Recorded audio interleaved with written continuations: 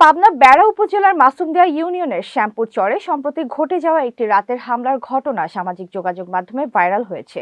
সিসিটিভির ফুটেজে দেখা যায় কয়েকজন ব্যক্তি রাতের অন্ধকারে একটি বাড়িতে প্রবেশ করে হামলা চালাচ্ছে। ভিডিওটি পরে ফেসবুকে ছড়িয়ে দেওয়া হয় এবং সেখানে দাবি করা হয় যে বিএনপির সন্ত্রাসীরা ছাত্রলীগ কর্মীর বাড়িতে হামলা চালিয়েছে। আলমগীর কবির পল্লবের তথ্যচিত্রে বিস্তারিত।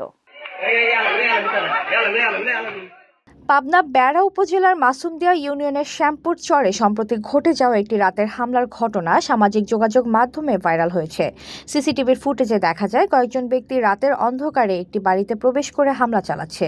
ভিডিওটি পরে ফেসবুকে ছড়িয়ে দেওয়া হয় এবং সেখানে দাবি করা হয় যে বিএনপির সন্ত্রাসীরা ছাত্রলীগ কর্মীর বাড়িতে হামলা চালিয়েছে। আমার বাড়ির উপর গত ২৬ তারিখে যে হামলাটা হয়, এই হামলার সাথে বিএনপির কোনো সম্পৃক্ততা নেই। ফেসবুকের সাথে আমার যে ভাইরালটা হয়েছে, এটার সাথে আমার কোনো সম্পৃক্ততা ছিল না। ঘরে বা ইন্ডাস্ট্রিতে মেঘনা স্টার কেবলস, বিশুদ্ধ কপারের নিরাপদ কেবলস, আপনার নিরাপত্তার সঙ্গী। তবে স্থানীয়দের বক্তব্য অনুযায়ী এই দাবিটি সম্পূর্ণ মিথ্যা। হামলার শিকার বাড়ির মালিক ছাত্রলীগ কর্মী শিহাব সাংবাদিকদের সঙ্গে আলাপ করে জানান, ঘটনার সঙ্গে বিএনপির কোনো সম্পৃক্ততা নেই।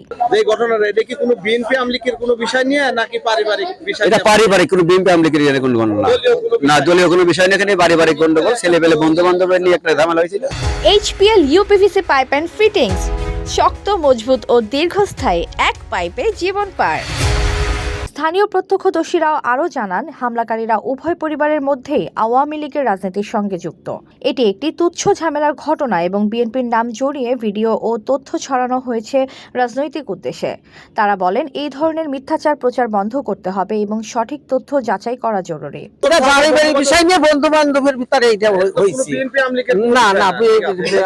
ঘটনাটি আলমগীর কবির পল্লবের তথ্যচিত্র বিস্তারিতভাবে তুলে ধরা হয়েছে। স্থানীয়রা মনে করছেন, সঠিক সংবাদ প্রচার ও রাজনৈতিক উদ্দেশ্যহীন যাচাই ছাড়া এই ধরনের ঘটনা রাজনৈতিক উত্তেজনা বাড়াতে পারে।